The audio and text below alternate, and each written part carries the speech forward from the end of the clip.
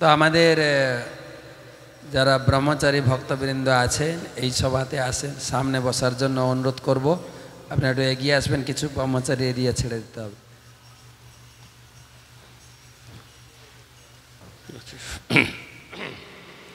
বন্দেহং শ্রীগুরু শ্রীযুতপদকমলং শ্রীগুরুন বৈষ্ণবাং চ শ্রীরূপং সাগরজাতং সহগণ রঘুনাথান্বিতং তং সজীবং সাদ্বৈতং সাবধূতং পরিজন সহিতং কৃষ্ণ চৈতন্যদেবম শ্রীরাধা কৃষ্ণপাদান সহগণ ললিতা শ্রী বিশাখান্বিতান চ ওম অজ্ঞানতিমিরন্ধস্য জ্ঞানাঞ্জন শলাকয়া চক্ষুरुन्मीलितं येन तस्मै श्रीगुरुवे नमः। नमोऽयं विष्णुपादाय कृष्णप्रेष्ठाय भूतले श्रीमते जयपताका स्वामिनीति नामिने। नमः आचार्यपादाय निताय कृपाप्रदायिने गौरकथा धामोदाय नगरग्रामतारिणे। नमोऽयं विष्णुपादाय कृष्णप्रेष्ठाय भूतले श्रीमते भक्तिवेदान्त स्वामिनीति नामिने। नमस्ते सारस्वती देवी गौरवाणी प्रचारिणे निर्विशेष शून्यवादी प्राच्यत्व देशतारिणे। वाञ्छाकल्पतरुभ्यश्च कृपा सिंधु वयेव च पतितानां पावनेभ्यो वैष्णवेभ्यो नमो नमः।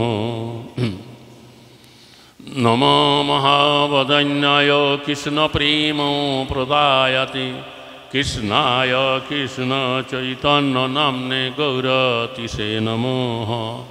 पञ्चतत्त्वात्मकं कृष्णं भक्तरूपस्वरूपकम् भक्तवतारं भक्तखं नमामि भक्तशक्तिकम्। हे कृष्ण करुणा सिन्धु दीनबन्धु जगत्पते गोपेश गोपिकान्त राधाकान्त नमोऽस्तुते। तप्तकाञ्चन गौराङ्गी राधे वृन्दावनेश्वरी वृषभानुसुते देवी प्रणमामि हरिप्रिये।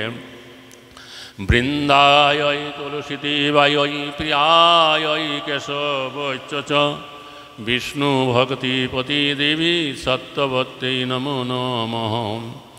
जय श्रीकृष्ण चैतन्य प्रभु नित्यानन्द श्री अद्वैत गदाधर शिवासादि श्री गौरभक्तवृन्द। हरे कृष्ण कृष्ण कृष्ण हरे हरे हरे राम राम राम हरे हरे। ओं नमो भगवते वासुदेवाय। ओं नमो भगवते वासुदेवाय। ओं नमो भगवते वासुदेवाय। नारायणं नमस्कृतं नरं चैव नरोत्तमं देवीं सरस्वतीं व्यासं ततो जयामुदीरये। नष्टप्रायेषु अभद्रेषु नित्यं भागवत सेवया। भगवती उत्तमश्लोके भक्ति भवति नष्टकिं मुखं करोति वाचालं पुङ्गुर्लङ्घयति गिरिं। यत्कृपातमहं वन्दे परमानन्दमाधवम्। श्रीमद्भागवतम तृतीय स्कंद नवम अध्याय षोडश श्लोक बोर्डे लेखा आछे। जो बा अहं च गिरिश्च विभु स्वयं च बोलबे स्थिति अद्भुत प्रलय है तब आत्ममूलम সবাই দেখতে পাচ্ছেন বোর্ডটা? তা ভিত্তা ত্রিপাদবধূ এক উরু পুর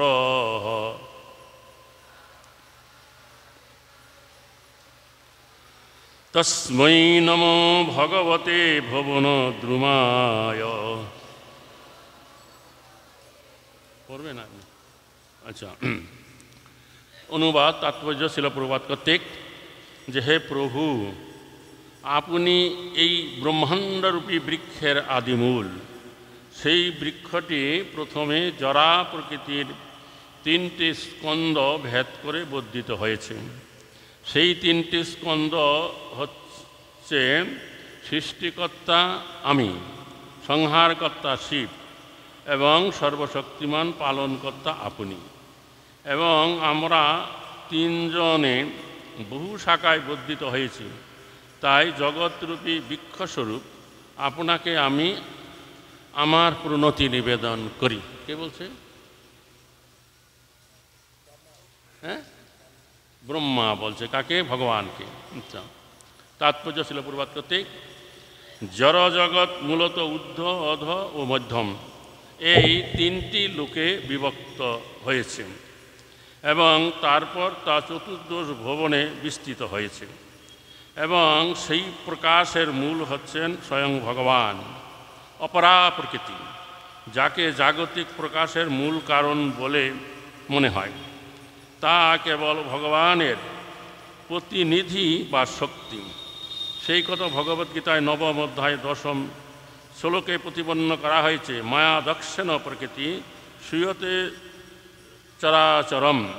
ভগবানের অধ্যক্ষ তার ফলে কেবল জরা প্রকৃতিকে সৃষ্টি, স্থিতি ও প্রলয়ের কারণ বলে মনে হয়।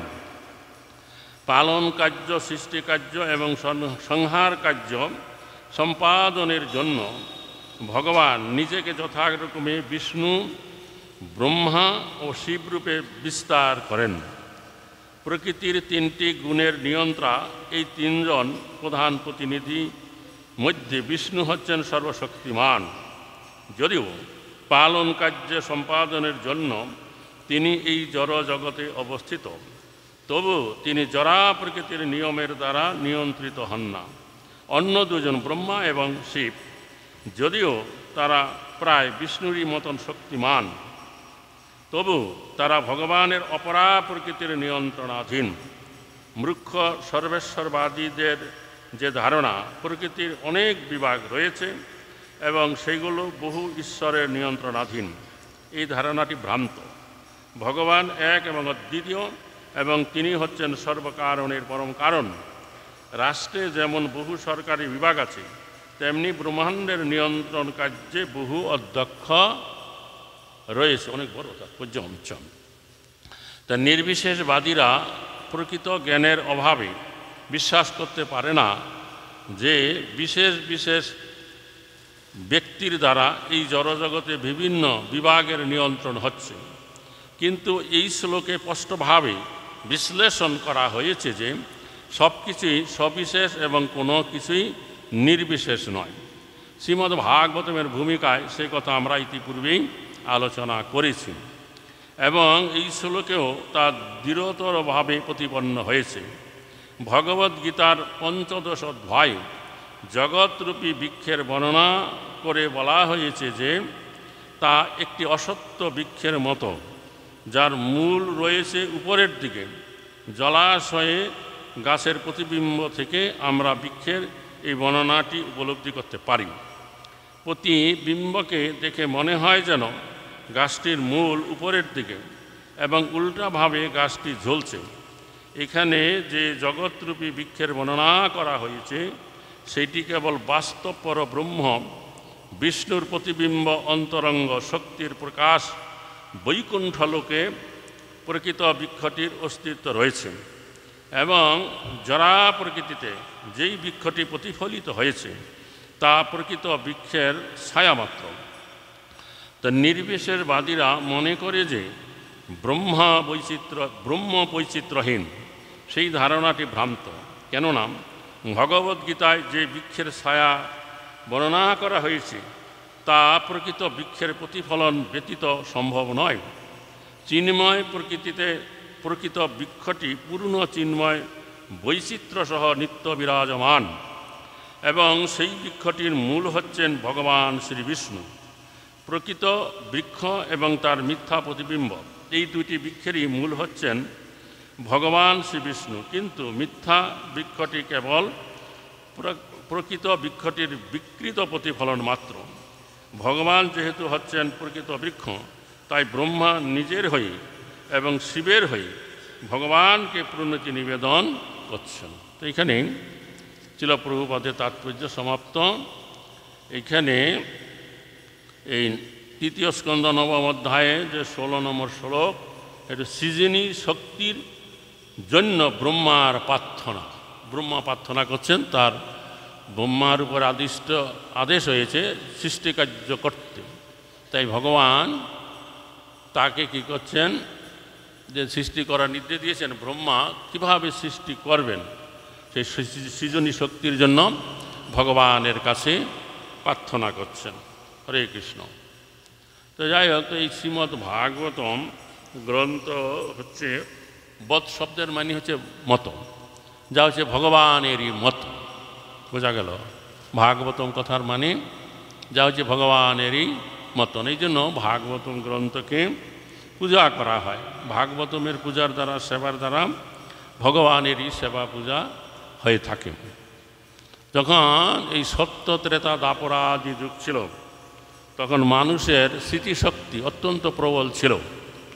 তখন এই গ্রন্থ আকারে এই সমস্ত কোনো গ্রন্থ ছাপা হয়নি। তখন আচার্যদেব বা গুরুদেবের শিষ্যদের কাছে এই শাস্ত্র কথা বলতেন। তো শিষ্যরা, ছাত্ররা, তারা এতই তাদের স্মৃতিশক্তি প্রখর ছিল, তারা হৃদয়ে ধারণ করে রাখতে পারতেন। বোঝা গেল? এইভাবে সত্য ত্রেতা দাপর যুগ চলছে। এই জন্য বেদের আরেকটা নাম হচ্ছে শ্রুতি, যা সৌত পন্থায় হয়ে আছে। তারপরে যখন এই কলিযুগ আসবে, তখন কলিযুগের মানুষের লক্ষণ সম্বন্ধে বলা হয়েছে যে প্রায়ণ সভ্যা কালাবাস্মিনী যুগে জনা মন্দ সুমন্দ মতয়ু মন্দ ভাগ্যহী উপদ্রতা। পূর্ব যুগের মানুষেরা গুরুদেবের কাছ থেকে শুনেই তারা তার হৃদয়ে ধারণ করে রাখতে পারতেন। কিন্তু বর্তমান যুগে দেখা যায় কোথায়ও যদি কয়েকশো লোক থাকে, সেখানে যদি আধা 30 মিনিট 40 মিনিট যদি কথা বলা হয়, ভগবানের কথা, কৃষ্ণ কথা বলার পরে জিজ্ঞাসা করা হয় যে আমি এতক্ষণ যা কিছু আলোচনা করলাম তার থেকে 5-7 মিনিট আপনি বলুন, দেখা যাবে যে অধিকাংশ মানুষই তা বলতে পারে না। বোঝা গেল? তো এই কথা ভগবান জানতেন। এই জন্য ভগবান কি করেছেন, তিনি এই কলিযুগের মানুষেরা যেহেতু সব ভুলে যাবে, স্মৃতিশক্তিহীন হবে, তাই তাদের জন্য কৃপা করে তিনি কি করেছেন, তার এই শক্তাবেশ অবতার রূপে অবতীর্ণ হইলেন। শক্তাবেশ অবতারটা কি চৈতন্য চরিতামৃত গ্রন্থে 6 রকমের অবতারের কথা বলা আছে। তার মধ্যে একটা হচ্ছে শক্তাবেশ অবতার, অর্থাৎ তার ভগবানের কোনো যোগ্য ভক্তের হৃদয়ে তিনি আবিষ্ট হন, শক্তি সঞ্চার করেন, তার দ্বারা তিনি কার্য করেন। এটা হচ্ছে ভগবানের শক্তাবেশ অবতার। তো এই কলিযুগের প্রথমে তিনি ব্যাসদেবের হৃদয়ে এরকম আবিষ্ট হলেন এবং এই ব্যাসদেবের দ্বারা তিনি কি করলেন, এই বেদকে 4 ভাগে বিভক্ত করে রচনা করলেন। সাম, যজুর, তারপর কি অথর্ব বেদ, ঋগ্বেদ, এই 4টা বেদে বিভক্ত করে রচনা করলেন। তারপর অষ্টাদশ পুরাণ রচনা করলেন, উপনিষদ রচনা করলেন। এত কিছু রচনা করবার পরেও তিনি চিন্তা করলেন যে সমাজে যারা শূদ্র শ্রেণীর মানুষ এবং যারা স্ত্রী লোক, তারা যাতে করে শাস্ত্র বুঝতে পারে, যার জন্য তিনি কী করলেন, মহাভারত রচনা করলেন। তো আমাদের শাস্ত্র অনুসারে এই শূদ্র এবং স্ত্রী লোকদেরকে কম বুদ্ধিমান বলে উল্লেখ করা হয়েছে, যেন মাতাজিরা কিছু মনে করবেন না। হরে কৃষ্ণ। তারা যাতে করে শাস্ত্র বুঝতে পারে, এই জন্য মহাভারত রচনা করলেন। তো এত কিছু রচনা করবার পরেও তার মনের হৃদয়ের যে একটা প্রসন্নতা তা ব্যাসদেব লাভ করতে পারছিলেন না। তখন এক সময় তিনি বিষণ্ণ চিত্তে তার বদ্রিক আশ্রমে বসেছিলেন এবং তার এই অপ্রসন্নতার কথা চিন্তা করছিলেন। তখন ভগবত ইচ্ছা কর্মে সেখানে নারদ মুনির আগমন ঘটেছিল। তো নারদ মুনিকে আসতে দেখে তাকে পাদ্য অর্ঘ্য দিকে আসনে বসে তার পূজা করলেন। তখন নারদ মুনি ব্যাসদেবকে জিজ্ঞাসা করলেন, আচ্ছা ব্যাস, তোমার মনে কেন এরকম একটা অপ্রসন্নতার ভাব বিরাজ করছে? তখন ব্যাসদেব বললেন, হে মহামুনি, যে আমি নিজেই আমার এই অপ্রসন্নতার কথা আমি বসে চিন্তা করছিলাম। আমি বেদকে বিভক্ত করে রচনা করেছি, পুরাণ উপনিষদ, এবং সবাই যাতে শাস্ত্র বুঝতে পারে তাদের জন্য আমি মহাভারত রচনা করেছি। তথাপি আমার চিত্তের এই যে প্রসন্নতা, এটা আমি লাভ করতে পারছি না। তো আপনি আমাকে কৃপা করে বলুন, কমে যাচ্ছে, কৃপা করে বলুন যে আমার এই অপ্রসন্নতার কারণ কি, আর কি করলে পরে আমি প্রসন্নতা লাভ করতে পারব। এই কথা শুনে তখন নারদ মুনি বললেন, দেখো ব্যাস, তুমি যে এত শাস্ত্র গ্রন্থ রচনা করেছ, কোথায়ও নিরপেক্ষভাবে ভগবানের গুণ মহিমা কীর্তন করো নাই। তোমার এই সমস্ত পুরাণাদি গ্রন্থ পাঠ করে এই কলিহত জীব তারা তাদের জীবনের যে সাধ্য সাধন তত্ত্ব তা তারা নিরূপণ করতে পারবে না। সাধ্য সাধন তত্ত্বটা কি? আমাদের এই দুর্লভ মানব জীবনে কার আরাধনা করা উচিত এবং এই আরাধনা করে আমাদের কি পাওয়া উচিত, এই যে তত্ত্ব কথা, এটাকে বলা হয়েছে সাধ্য সাধন তত্ত্ব। তোমার এই সমস্ত শাস্ত্র গ্রন্থে তুমি এক এক পুরাণে এক এক জায়গায় এক একজনকে ভগবান বলে উল্লেখ করেছ। তোমার এই সমস্ত শাস্ত্র গ্রন্থ অধ্যয়ন করে কলিহত জীব তারা বিভ্রান্তির কবলে পতিত হয়ে যাবে। তো তুমি এক্ষণে কী করো, নিরপেক্ষভাবে ভগবানের গুণ মহিমা এবং তার ভক্তের গুণ মহিমা সূচক একখানা পুরাণ রচনা করো, যেই পুরাণ হবে অমল পুরাণ, যাতে কোনো মল নাই। এই বলে নারদ রূপী ব্যাসদেবকে তিনি চতুর্শ্লোক রূপী এই ভাগবতম শিক্ষা দিলেন। তখন এই ব্যাসদেব এই চতুর্শ্লোক রূপী ভাগবতম থেকে তিনি দ্বাদশ স্কন্ধযুক্ত 18,000 শ্লোক যুক্ত এই শ্রীমদ্ ভাগবতম গ্রন্থ রচনা করলেন।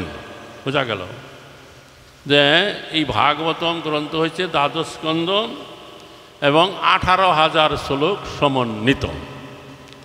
তারপরে তিনি এই ভাগবতম তার পুত্র শুকদেব গোস্বামীকে শিক্ষা দিলেন। সে নিয়ে বিশাল হিস্ট্রি গল্প আছে, পাঠকরা বলে থাকেন, আমরা সেদিকে যাচ্ছি না।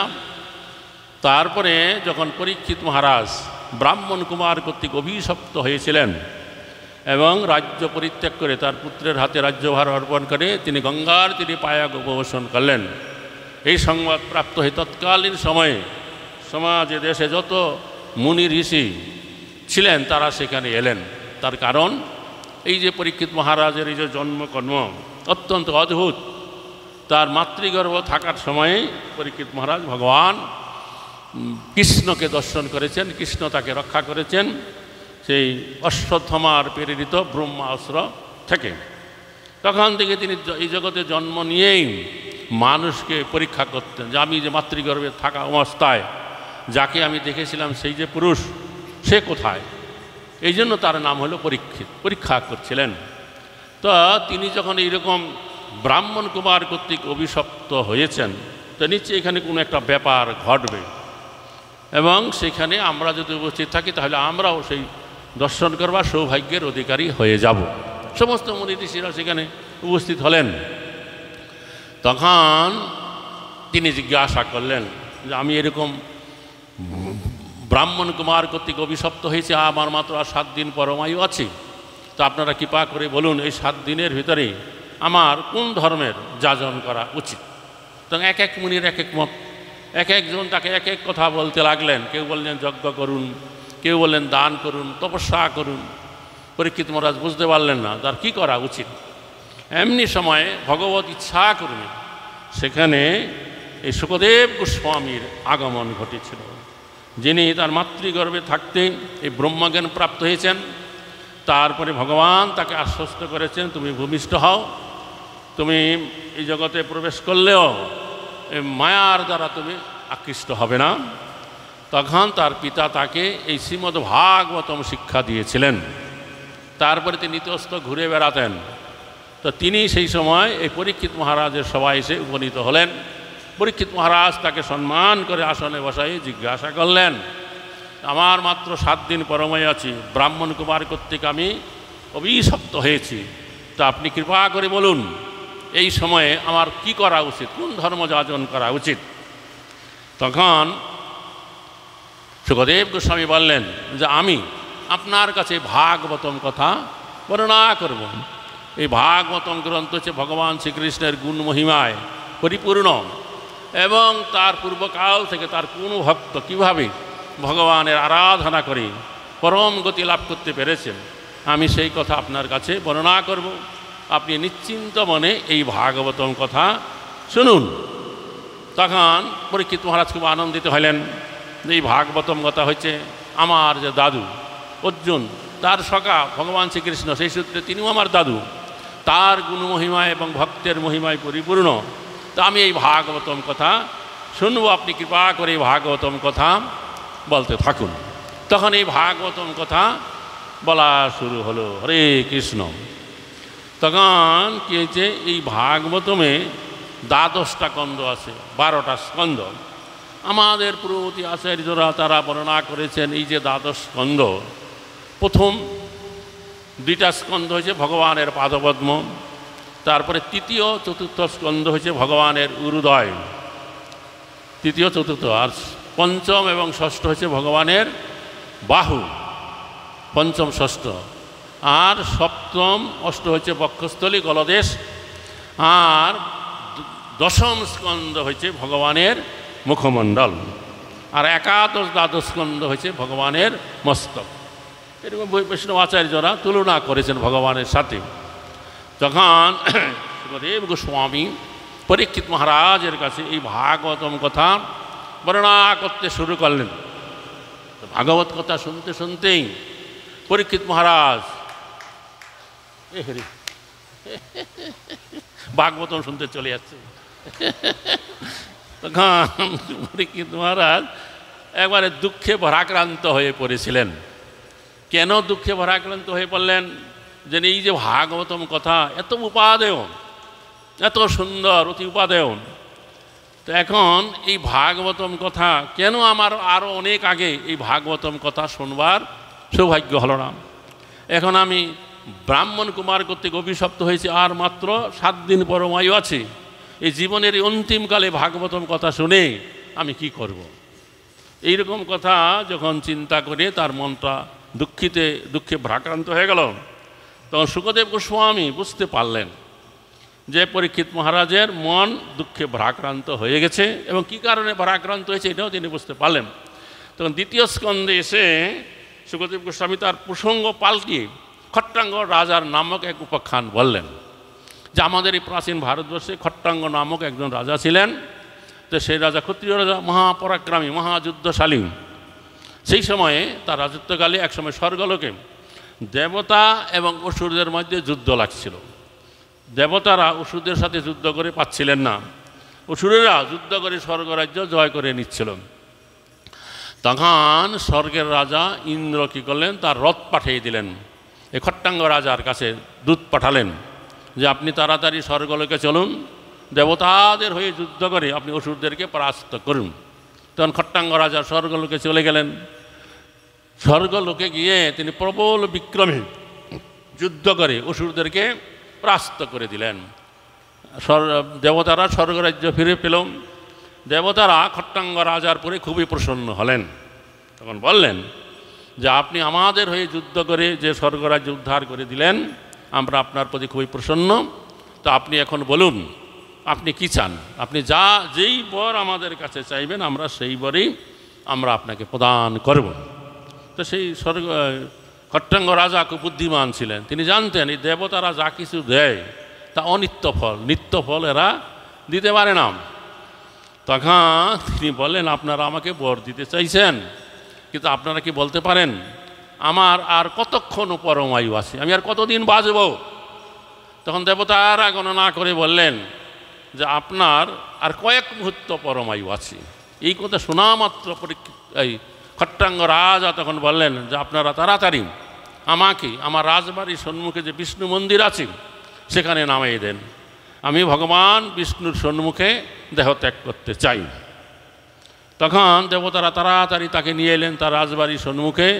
ভগবান বিষ্ণুর যে মন্দির আছে সেখানে নেমেই তিনি তাড়াতাড়ি ভগবানকে দর্শন করলেন, প্রণাম করলেন এবং তার স্তবস্তুতি নাম করতে লাগলেন। কয়েক মুহূর্ত পরমায়ু শেষ, কি হলো, তার দেহত্যাগ হয়ে গেল। সঙ্গে সঙ্গে বৈকুণ্ঠে যাওয়ার উপযুক্ত একটা দেহ তিনি পেয়ে গেলেন, আর সঙ্গে সঙ্গে বৈকুণ্ঠ থেকে একটা দিব্য বিমান সেখানে চলে এলো। সেখানকার যাত্রীরা খট্টাঙ্গ রাজাকে বিমানে তুলে সোজা বৈকুণ্ঠে চলে গেল। যেই বিমানটা স্বর্গলোক থেকে এসেছিল তাকে এই নামাতে, সেই বিমানটা স্বর্গলোকে যাওয়ার আগেই সেই বৈকুণ্ঠগামী বিমানটা দ্রুত গতিতে তাকে নিয়ে চলে গেল। তো আমাদের বৈষ্ণব আচার্যরা সিদ্ধান্ত করেছেন ভাগবতমের তাৎপর্যে যে আমাদের এই পৃথিবীর লোকে যখন 365 দিনে 1 বছর অতিবাহিত হয়, তখন স্বর্গলোকে 1 দিন অতিবাহিত হয়। সেই হিসাব অনুসারে খট্টাঙ্গ রাজার যে দেবতারা বলছে 45 কয়েক মুহূর্ত পরমায়ু আছে, তার 48 মিনিট পরমায়ু ছিল আমাদের এই পৃথিবীর লোকের হিসাব অনুসারে। তারপর স্বর্গলোক থেকে আসতে, বিমান থেকে নামতে তার অর্ধেক সময় চলে গেছে। তার মানে তার 24-22 মিনিট পরমায়ু ছিল। ততটুকু সময় তিনি ভগবত আরাধনা করে মুক্তিপদ প্রাপ্ত হয়ে বৈকুণ্ঠে চলে গেলেন। এই ঘটনাটা বলে পরীক্ষিত মহারাজকে সুখদেব গোস্বামী বললেন, দেখুন এই খট্টাঙ্গ রাজা মাত্র কয়েক মুহূর্ত ভগবানের আরাধনা করে তিনি বৈকুণ্ঠ ধাম প্রাপ্ত হয়েছেন। তো সেই তুলনায় আপনার 7 দিন পরমায়ু আছে, আপনার তো অনেক পরমায়ু আছে, এই খট্টাঙ্গ রাজার থেকে হাজার হাজার গুণ বেশি পরমায়ু আছে। তো আপনি নিশ্চিন্ত মনে এই ভাগবতম কথা শুনুন, সেই খট্টাঙ্গ রাজার থেকে আরও অনেক উত্তম গতি আপনি প্রাপ্ত হয়ে যাবেন। বোঝা গেল? তখন পরীক্ষিত মহারাজ আনন্দিত চিত্তে নিশ্চিন্তে তিনি এই ভাগবতম কথা শুনতে লাগলেন। এবং এই ভাগবতম শুনতে শুনতে যেখানে তার মনে সন্দেহের উদ্রেক হয়েছে, প্রশ্নের উদয় হয়েছে, তৎক্ষণাৎ সেখানে থেমে তিনি কী করেছেন, পরীক্ষিত সুখদেব গোস্বামীকে প্রশ্ন করেছেন এবং সেই প্রশ্নের উত্তর দিতে কি করছেন, সেই সুখদেব গোস্বামী বাধ্য হয়েছেন। কারণ পাঠক এবং শ্রোতা, যিনি ভাগবতম পাঠ করেন তিনি যদি দেখেন যে তার শ্রোতারা খুব সুন্দরভাবে এই ভাগবতম কথা মন দিয়ে শুনছে, তাহলে তার উৎসাহ বেড়ে যায়, বিস্তারিতভাবে ভাগবতম কথা বলেন। আর যদি দেখেন শ্রোতারা তার কথা মন দিয়ে শুনছেন না, কেউ হাইমানি দিচ্ছে, কেউ ঝিমাচ্ছে, কেউ এদিক ওদিক যাচ্ছে, তখন তিনি বুঝতে পারেন এটা তো আমার কথা মন দিয়ে শুনছে না, তার ভাগবত কথা বলা সংক্ষেপে করে দেন, তাড়াতাড়ি শেষ করে দেন। তো এই পরীক্ষিত মহারাজ যখন উৎসাহের সাথে ভাগবতম কথা শুনছেন, প্রশ্ন জিজ্ঞাসা করছেন, তখন সুখদেব গোস্বামী তা উত্তর দিতে বাধ্য হচ্ছেন। যেমন ভাগবতমে যে 10ম স্কন্ধে কালিয়া দমন লীলা আছে, এই কালিয়া দমন লীলাটা সুখদেব গোস্বামী বিস্তারিতভাবে বলতে চান নাই। কেন বলতে চান নাই? যে কালিয়া দমন লীলার ভগবানের একটা লীলা, যে একটা বৃন্দাবনে যমুনার ধারে একটা বিষাক্ত দহ, বিষাক্ত জল, ভাগবতমে বলা হয়েছে সেই জলের উপর দিয়ে বাতাস বয়ে যখন যায় আশেপাশে সমস্ত গাছগুলো সেই বিষে মারা যায়, এবং তার উপর দিয়ে যদি কোনো পাখি উড়ে যায় সে বিষাক্ত জলে সে পাখি সেখানে পড়ে মারা যায়। এবং এইরকম একটা কি বিষাক্ত জলাশয়, তার নিচে তার পাশে মাত্র একটা গাছ আছে, সে বহুকাল থেকে বেঁচে আছে। সেটা কি গাছ? একটা কদম্ব গাছ। সেই গাছটা বেঁচে আছে। কেন বেঁচে ছিল? এটা বলা হয় যে 2 রকমের কথা ভাগবতমে আচার্যরা বলছেন। যেহেতু কৃষ্ণ দ্বাপর যুগের শেষে এই গাছে উঠে এই কালিয়া হয়ে ঝাঁপ দিয়ে কালিয়া নাগকে দমন করবেন, এই জন্য বেঁচে আছে। আবার অন্যেরা বলছে না, এটা আরেকটা কারণ আছে। একবার গরুর পাখি স্বর্গলোক থেকে সে অমৃত এনে ওই গাছের ডালে বসে অমৃত পান করেছিলেন। সেই অমৃত ওই কদম্ব গাছে লেগেছিল, এই জন্য কদম্ব গাছটা বেঁচে আছে। কিন্তু সেই কদম্ব গাছটা কিন্তু এখনও আছে। আপনারা বৃন্দাবনে গেছেন, কালিয়াদহে কদম্ব গাছটা দেখেছেন? অবশ্যই দেখবেন। যারা দেখেন নাই, যদি বৃন্দাবনে যান, কালিয়াদহে যাবেন, সেই গাছটাকে দেখবেন, ধরবেন, আলিঙ্গন করবেন, মাথা ঠেকাইয়ে প্রণাম করবেন। বুঝতে পারছেন? কারণ স্বয়ং কৃষ্ণ ওই গাছটাই উঠেছিল, সেই গাছটা এখনও বেঁচে আছে। ওই গাছটা দর্শন করলে, প্রণাম করলে, প্রশ্ন করলে ভগবানের কৃপা প্রাপ্ত হয়ে যাবে। যাই হোক, তো সেই গাছে উঠে কৃষ্ণ কী করবেন, ওই কালিয়াদহের জলে ঝাঁপ দিবেন। কালিয়া নাগের যে বিষাক্ত 1000টা মাথা আছে, তার মধ্যে 100টা মাথা হচ্ছে অত্যন্ত বিষাক্ত। তার মাথায় উঠে নৃত্য করবেন, কালিয়া নাগকে দমন করবেন। এবং কালিয়া নাগ তার লেজের দ্বারা কৃষ্ণকে একবার পেঁচিয়ে ধরে সেই যমুনার জলে, এই দহের জলে তাকে ডুবাবে, আবার উঠবে, আবার ডুববে। এইরকম একটা বিভৎস লীলা সেই শুকদেব গোস্বামী বলতে চাননি। তিনি মাত্র 4-5টা শ্লোকের দ্বারা সে কালিয়া দমন লীলাটা বন্ধ করে দিয়েছিলেন, বলা শেষ করে দিলেন। কিন্তু পরীক্ষিত মহারাজ তিনি সারবার পাত্র নয়।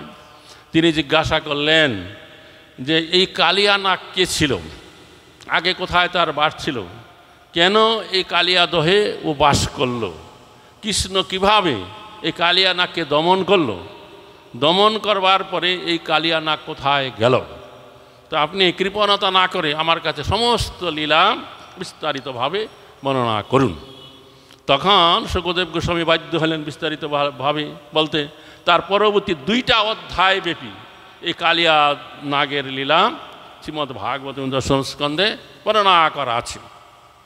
তারপরে কৃষ্ণলীলা যখন পরীক্ষিত মহারাজ বলছিলেন, ব্রজলীলা, কৃষ্ণের বাল্যলীলা, তাতে উল্লেখ আছে যে ব্রজবাসীরা কী করছিলেন, তিনি এই যে তাদের যে নিজের যে পুত্রকন্যা আছে তদপেক্ষা তারা কৃষ্ণকে, সমস্ত ব্রজবাসীরাই অধিক স্নেহ করতেন, ভালোবাসতেন।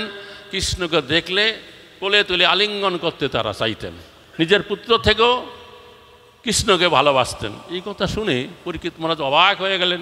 বলে, গোসাইজি এই অবাক কথা আপনি বললেন, সবাই এই জগতে নিজের পুত্রকে সবচেয়ে বেশি ভালোবাসে, আর এখানে দেখা যাচ্ছে যে তারা নিজের পুত্র অপেক্ষাও কৃষ্ণকে বেশি অধিক স্নেহ করছে, ভালোবাসতে ইচ্ছা করছে। এর কারণটা কি? তার কারণ তিনি বর্ণনা করলেন যে কৃষ্ণ হচ্ছে স্বয়ং ভগবান পরমাত্মা, তার থেকেই জীব এসছে। কাজেই কৃষ্ণকে যখন দেখবে তার প্রতি প্রীতিটা বেশি বদ্ধ হবে ভক্ত মাত্রই, এই জন্য এটা হয়েছে। যাই হোক, তো যাই হোক, এরকম করে শুকদেব গোস্বামীর কাছে প্রশ্ন জিজ্ঞাসা করার ফলে এই ভাগবত আরও বহু পরিমাণে বর্ধিত হচ্ছে, আমরা অনেক কিছু লীলা জানতে পাচ্ছি। তো যাই হোক, তো এই ভাগবত মূলত হচ্ছে ভগবান এবং তার যে ভক্ত, পূর্ব কাল থেকে কোন ভক্ত কীভাবে ভগবানের আরাধনা করে ভগবানকে প্রাপ্ত হয়েছেন সেই কথা বর্ণনা করা হয়েছে। তো এখানে দেখা যায় প্রথম থেকে তো আমরা খট্টাঙ্গ রাজার কথা বললাম, তারপরে ধ্রুব চরিত্র, প্রহ্লাদ চরিত্র, এবং এই পঞ্চম স্কন্ধে এসে কি করা হয়েছে যে এই জগতের মানুষ তারা কী রকম পাপকর্ম করার ফলে স্বর্গ যমের দ্বারে গিয়ে নরক যন্ত্রণা ভোগ করে। সেই নরক যন্ত্রণা এত বিভৎস, নরকের বর্ণনা শুনতে শুনতে পরীক্ষিত মহারাজের মন খারাপ হয়ে গেল। তখন তিনি বললেন যে, দেখুন গোসাইজি, যে আপনি তো এরকম পাপকর্ম করার ফলে লোকের যে নরকে গিয়ে যন্ত্রণা ভোগ করে, তো কেউ যদি ভুলবশত, অন্যায়বশত, সঙ্গবশত যদি কোনো পাপকর্ম করে ফেলে, তার কি উদ্ধার পাওয়ার কোনো উপায় নেই? তার উদ্ধার পাওয়ার কি উপায় আছে? তখন ষষ্ঠ স্কন্ধে গিয়ে শুকদেব গোস্বামী এই অজামিল উপাখ্যান বললেন। অজামিলের উপাখ্যান তো আপনারা সবাই জানেন তো, অনেকে জানেন।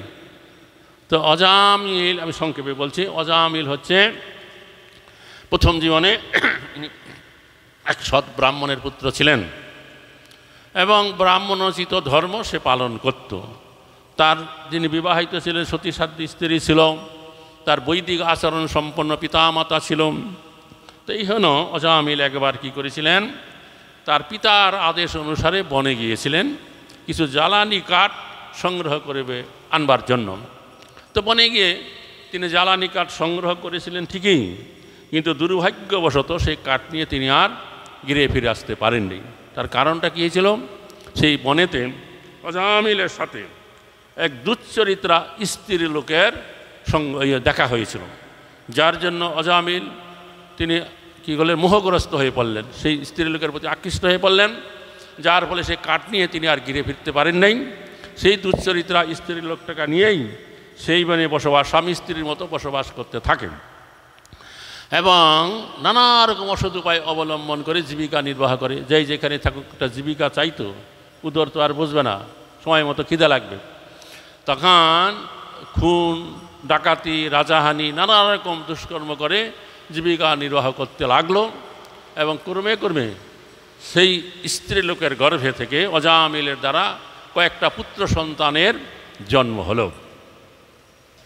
তো কি হলো যে সর্বকনিষ্ঠ যে পুত্রটা হয়েছিল অজামিলের, তো অজামিল তার নাম রেখেছিল নারায়ণ। তো নারায়ণ হচ্ছে ভগবানের একটা নাম, সমস্ত জীবের আশ্রয় যিনি তিনি নারায়ণ। তো এই যে নারায়ণ নামটা রেখেছিল এই একটা সাধুর কৃপা, সাধুর কৃপা ছাড়া কোনো কিছু হয় না। মহৎ কৃপা বিনা কোনো কার্য সিদ্ধি নয়, কৃষ্ণ ভক্তি দূরে রহু সংসার নহে ক্ষয়। তো সেই সময় কি হয়েছিল, কি একটা মুনি, কি মুনি, লোমহর্ষ মুনি, লোমহর্ষ মুনি, তার একবার চর্মরোগ হয়েছিল।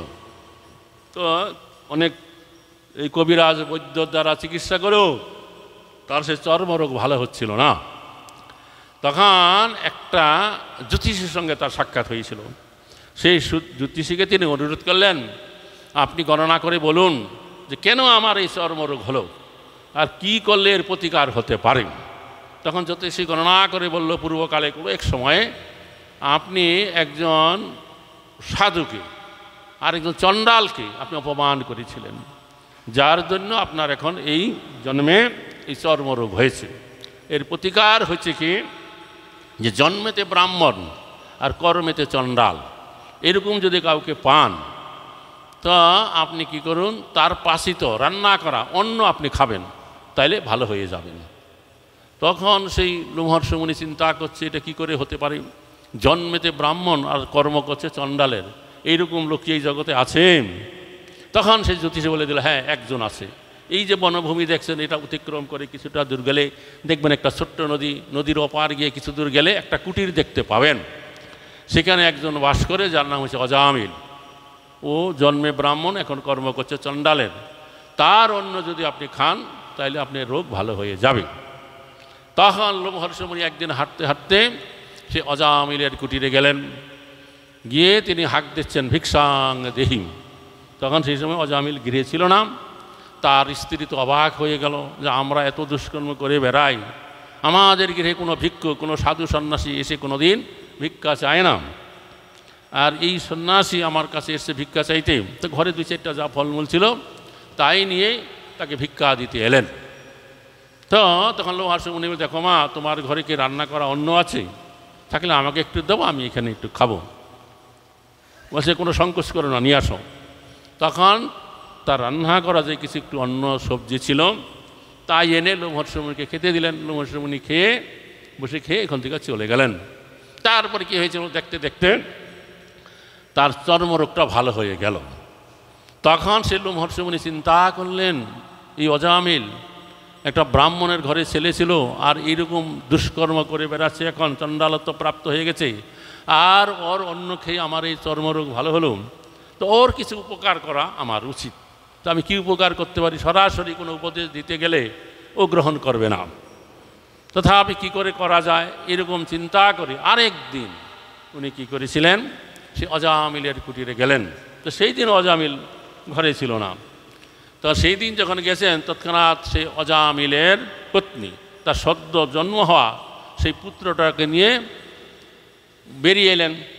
তো লোমহর্ষ মুনি পুত্রটাকে দেখলেন এবং তার মাথায় হাত দিলেন, একটু আদর করলেন। তখন জিজ্ঞাসা করলেন যে তোমরা এর নাম কি রেখেছ? তখন বলে, আমরা এখনও কোনো নামকরণ করি নাই। তো লোমহর্ষ মুনি বললেন, আমি যদি এর কোনো একটা নামকরণ করে দেই, তোমরা কি সেই নামে ডাকবে? বলছে, হ্যাঁ মহারাজ, আপনি একটা নামকরণ করে দেন, আমরা এই নামে ডাকবো। বলছে, ঠিক আছে, তাহলে তোমরা এর নাকে নারায়ণ বলে ডাকবে, আর অন্য কোনো নামে ডাকবে না। তো এই বলে নারায়ণ নামকরণ করে লোমহর্ষি মুনি চলে গেলেন। সেই দিন যখন অজামিল গৃহে ফিরলেন, তখন অজামিলের পত্নী বললেন যে সেই যে সন্ন্যাসীটা আজকে আবার এসেছিল, আমার যে ছোটো খোকাকে একটু আদর করেছে এবং ওর একটা নামকরণ করে গেছে, ওর নাম রেখে গেছে নারায়ণ, আর বলেছে এই নারায়ণ ছাড়া আর অন্য কোনো নামে একে তোমরা ডাকবে না। এই কথা শুনেই অজামিল তখন একটু অবাক হয়ে গেল যে আমি প্রথম, তার পূর্বস্মৃতি জাগ্রত হলো যে আমি প্রথম জীবনে সদাচার সম্পন্ন ব্রাহ্মণ ছিলাম, আমাদের গৃহের শালগ্রাম শিলারূপী ভগবান নারায়ণ ছিল, আমি তার অর্চন করতাম। এখন আমি এইরকম দুরবস্থায় পতিত হয়েছি, এ থেকে উদ্ধার পাওয়ার আমার কোনো উপায় নাই। তখন এই নারায়ণ নামক ছেলেটার প্রতি অজামিল অত্যন্ত স্নেহপ্রবণ হয়ে পড়লেন। যখন তিনি বাড়িতে আসতেন নারায়ণকে ডাকতেন, স্নান করতেন, বিশ্রাম করতেন, ভোজন করতেন, নারায়ণ আয় বলে কাছে ডাকতেন। এইভাবে তার অজান্তে ভগবান নারায়ণের নাম হচ্ছিল অজামিল, যদিও তা বুঝতে পারছিলেন না। এখন এইরকম করে চলতে চলতে সেই যে অজামিল, তার অন্তিম কাল অর্থাৎ দেহত্যাগ করার সময় হয়ে গেল। তা আমাদের এই বৈদিক বিধান অনুসারে জানতে পারা যায়, এই মৃত্যুকালে, অন্তিমকালে যারা এই ভগবানের আরাধনা করে না, ভজনা যারা করে না, তাদের কি হয়, যমরাজ আছে, যমরাজের আদেশ অনুসারে তার দূতগণ এসে আমাদের এই স্থূল দেহ থেকে সূক্ষ্ম দেহরূপী আত্মাকে যমরাজের কাছে নিয়ে যায়। সেখানে তার কর্মফল অনুসারে স্বর্গ বা নরক যন্ত্রণা করতে পাঠানো হয়। অজামিলের যখন এইরকম মৃত্যুসজ্জায় শায়িত ছিল, তখন ধর্মরাজ যমরাজের আদেশ অনুসারে 4 জন যমদূত তার সে মৃত্যুর শয্যার পাশে এসে দাঁড়ালো। সেই যে যমদূতগণ, তারা ভয়ঙ্কর দর্শন, বিকট তাদের চেহারা, যাকে নিতে আসে সে দেখতে পায়, অন্যরা হয়তো দেখতে পায় না। অজামিল সেই ভয়ঙ্কর দর্শন যমদূতগণকে দেখে সে ভীষণ ভয় পেয়ে গেছে। তখন এই যে দীর্ঘকাল যখন তখন নারায়ণ নামক পুত্রটাকে কাছে ডাকত, আজ এই সময়ে ভয়ে নারায়ণ আয় বলে ডেকে দিয়েছে। তার যায় কোথায়, তৎক্ষণাৎ বৈকুণ্ঠ থেকে 4 জন বিষ্ণুদূত সেখানে এসে উপস্থিত হয়ে গেছে। সেই যে বিষ্ণুদূতগণ, তারা দেখতে ভগবান বিষ্ণুর মতন চতুর্ভুজ, শঙ্খচক্র গদা পদ্মধারী। তারা এসেই সেই যমদূতগণকে বাধা দিচ্ছে, এই তোমরা এক্ষুনি এখান থেকে চলে যাও, একে নিয়ে যাওয়ার আর কোনো অধিকার তোমাদের নাই। তবে সেই যে যমদূতগণ, ওরা দীর্ঘদিন থেকে তাদের প্রভু ধর্মরাজ যমরাজের আদেশ অনুসারে কার্য করছে, পৃথিবীর এরকম আত্মাকে নিয়ে যাচ্ছে, বিচার হচ্ছে। ওরা এতদিন জানতো ওদের যে প্রভু ধর্মরাজ যম মহারাজ, তিনি হচ্ছেন সর্বশক্তিমান ঈশ্বর বা নিয়ন্ত্রা, তার উপরে আবার অন্য কোনো ঈশ্বর আছে, এটা ওরা জানতো না। তাই এই বিষ্ণুদূতগণকে দেখে ওরা তখন অবাক হয়ে গেলেন। ওরা তখন বলছে যে আমরা হচ্ছে ধর্মরাজের অনুচর, ধর্মরাজের এই আদেশ অনুসারে এই পাপিষ্ঠ অজামিলকে ধর্মরাজের কাছে নিয়ে যাওয়ার জন্য আমরা এসেছি, তো আপনারা আমাদের এই কাজে বাধা দিচ্ছেন কেন? তখন বিষ্ণুদূতগণ হেসে বলছে, আরে তোমরা যদি ধর্মরাজের অনুচর হয়ে থাকো, তাহলে তোমরা কি জানো না ধর্ম কি আর অধর্ম কি? এই অজামিল সারা জীবন পাপকর্ম করে থাকতে পারে, এখন তার অন্তিমকালে আমাদের যে প্রভু নারায়ণ, তার নাম গ্রহণ করেছে, একে তো নিয়ে যাওয়ার তোমাদের কোনো অধিকার নাই, যাও তোমরা এখন এখান থেকে চলে যাও। তখন সেই যমদূতগণ বিষ্ণুদূতগণের তেজের নিকটে টিকে থাকতে না পেরে তারা তখন অত্যন্ত হতাশ হয়ে ধর্মরাজের কাছে ফিরে যাচ্ছে। আর ফিরে যেতে যেতে ওরা পরস্পর বলা বলি করছে, আমরা এতদিন যা জানতাম তা ভুল, আমাদের যে প্রভু ধর্মরাজ, তার উপরে কোনো ঈশ্বর আছে, তার নির্দেশ অনুসারে তিনি কার্য করে থাকেন, তাহলে তার নির্দেশ অনুসারে কার্য করাই ভালো। এইরকম হতাশই তারা যখন ধর্মরাজের কাছে গেছেন, দূরে থেকে ধর্মরাজ তাদেরকে আসতে দেখছে, হতাশ হয়ে তারা আসছে। তখন তিনি বুঝতে পারছেন এই জগতে এমন কোনো শক্তি নাই যাদের কাছ থেকে এদের এরকম করে হতাশ হয়ে ফিরে আসতে হতে পারে। নিশ্চয়ই সেই গোবিন্দের পাদপদ্মের কোনো সম্বন্ধ আছে। তিনি ডাকছে, এই বাচ্চারা কী হয়েছে, আসো। বলে কি আর হবে, এখন আমরা বুঝতে পারছি আপনার উপরে কোনো ঈশ্বর আছে, যার নির্দেশ অনুসারে আপনি কার্য করেন। তখন ধর্মরাজ হেসে দিয়েছেন, হ্যাঁ বাচ্চারা তোমরা ঠিকই বুঝেছ, আমরা আসলে সকলেই চাকর, কেউ ছোট চাকর, কেউ বা বড় চাকর। তবে তোমাদের কাছে আমার এতদিন একটা কথা বলা হয়নি, আমি এখানে এনে তাদেরই বিচার করতে পারি যারা কি করে নাই, যারা ভগবানের যারা নাম করে না, আরাধনা করে না, যারা শুধু এই জগতে মানব জীবন প্রাপ্ত হয়ে পাপকর্ম বা পুণ্যকর্মে দিন অতিবাহিত করে, তাদের এইখানে নিয়ে আমি বিচার করতে পারি। আর যারা ভগবানের ভজনা করে, তার নাম করে, তার সেবা করে, তাদেরকে এখানে এনে বিচার করবার কোনো এখতিয়ার আমার নাই। তাদেরকে তোমরা কীভাবে চিনবে? তারা মুখে সবসময় ভগবানের নাম করে, কৃষ্ণ, গোবিন্দ, হরি, রাম, মুকুন্দ, মাধব, যাদব ইত্যাদি নাম গ্রহণ করে। আর তাদের আরও একটু কিছু বাহ্যিক লক্ষণ আছে। তারা তাদের দাদ সঙ্গে এই তিলক ধারণ করে, ঊর্ধ্বপুণ্ড ধারণা করে, গলদেশে কণ্ঠীমালা ধারণ করে। তাদেরকে যদি তোমরা কখনো দেখো, তাইলে তোমরা দূর থেকে প্রণাম করে চলে আসবে, কখনো তাদের কাছে যাবে না। এই রকম সতর্ক বার্তা যম মহারাজ ধর্মরাজ তিনি তার দূতদেরকে প্রদান করলেন। এখন এই যে অজামিল, তার কি হলো? বিষ্ণু যমদূতেরা তো চলে গেল, তারপরে বিষ্ণুদূতেরাও কিন্তু তাকে সঙ্গে করে নিয়ে গেলেন না। কারণ এই নারায়ণ নাম গ্রহণ করবার পরে অজামিলের নামাবাস হলো, কিন্তু তার কী হয়েছে? নামাবাসের ফলে পাপ দূর হয়েছে, কিন্তু বৈকুণ্ঠ ধামে, ভগবত ধামে যাওয়ার মতন সামর্থ্য শক্তি এখনো হয় নাই। তাই বিষ্ণুদূতেরাও তাকে তদ অবস্থায় রেখে তারা চলে গেল। তখন অজামিলের মনে একটা অনুশোচনা হলো। তাই তিনি তখন চিন্তা করলেন, আমি প্রথম জীবনে এরকম সৎ ব্রাহ্মণ ছিলাম, সঙ্গদোষে আমি এরকম একটা চণ্ডালত্ব প্রাপ্ত হয়ে গেছি। আজকে আমার জন্য একটা ভয়ঙ্কর বিপদ অপেক্ষা করছিল। কোনো সৌভাগ্যের ফলে আমি সেই বিপদ থেকে রক্ষা পেয়েছি। তখন তিনি কাউকে কিছু না বলে শয্যা থেকে উঠে একবারে উত্তর অভিমুখে চলতে লাগলেন। চলতে চলতে তিনি একবারে হরিদ্বারে চলে গেলেন। হরিদ্বারে গিয়ে গঙ্গার তটে বসে ভগবানের নাম করতে লাগলেন। 3 বার সেই গঙ্গা জলে স্নান করতেন, গঙ্গা জল পান করতেন। কেউ যদি অযাচিতভাবে, মানে কোনো কিছু না চাইতে যদি কোনো কিছু খেতে তাকে দিত, তাই তিনি খেতেন, নতুবা গঙ্গা জল পান করে দিন অতিবাহিত করতেন। এরকমভাবে 1 বছর হরিদ্বারে বাস করে গঙ্গা জলে স্নান পান করে 1 বছর পরে তারা স্থূল দেহ পরিত্যাগ করে বৈকুণ্ঠে যাওয়ার উপযুক্ত একটা দেহ প্রাপ্ত হয়ে গেলেন। আর তৎক্ষণাৎ বৈকুণ্ঠ থেকে একটা দিব্য বিমান এসে অজামিলের কাছে উপস্থিত হয়ে গেল। সেই যাত্রীরা তাকে তুলে একবারে বৈকুণ্ঠে নিয়ে চলে গেল। নিতাই গর্বে আনন্দে হরি হরি বল। তো এইভাবে অজামিল উদ্ধার প্রাপ্ত হলো। এই কাহিনী পরীক্ষিত মহারাজ সুখদেব গোস্বামীর কাছে বললেন, না সুখদেব গোস্বামী বললেন পরীক্ষিত মহারাজের কাছে, যে মহাদুরাচার ব্যক্তিরাও যদি তারা ভগবানের শরণ গ্রহণ করে, ভগবানের নাম করে, তাদেরও এরকম উত্তম গতি হতে পারে। হরে কৃষ্ণ বা হয়েছে। তারপরে সেই 6ষ্ঠ স্কন্ধেই চিত্রকেতু রাজার কথা বর্ণনা করা আছে। হরে কৃষ্ণ। তা আমাদের এই প্রাচীন ভারতবর্ষে চিত্রকেতু নামক একজন রাজা ছিলেন। তো সেই রাজা মহা ধার্মিক ছিলেন, ন্যায়পরায়ণ ছিলেন, প্রজাবৎসল ছিলেন, প্রজাদের পুত্রবৎ পালন করতেন। তার কোনো কিছু দুঃখ অভাব নাই। তার একটা দুঃখ ছিল। কি সেই দুঃখ? তার কোনো পুত্র সন্তান ছিল না।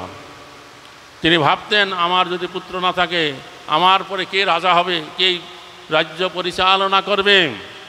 তাই পুত্র লাভের জন্য তিনি অনেক বহু পত্নী গ্রহণ করলেন, তথাপি তার কোনো পুত্র সন্তান হলো না। তো এমন সময়ে একসময় নারদ মুনি এবং আরেকজন সন্ন্যাসী সেই চিত্রকেতু রাজার কাছে এসেছিলেন। তার অনেকক্ষণ কৃষ্ণ কথা ইত্যাদি বলবার পরে তারা যখন চলে যাবেন, তখন নারদ মুনি জিজ্ঞাসা করলেন, হে রাজন, আপনি আমাদের কাছে কি কোনো বর পেতে ইচ্ছা করেন? কোনো কিছু পাওয়ার আছে, চাওয়ার আছে? তৎক্ষণাৎ সেই চিত্রকেতু রাজা বললেন যে, দেখুন মহর্ষি, আমার বিশাল সাম্রাজ্য, কোনো কিছুর অভাব নেই, কিন্তু আমার কোনো পুত্র সন্তান নেই।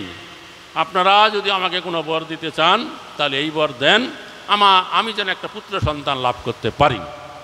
তার এই বর শুনে তারা খুব দুঃখিত হলেন যে আমাদের কাছে কোনো পারমার্থিক বর না, সেই পুত্র কামনা করে বর চাইল।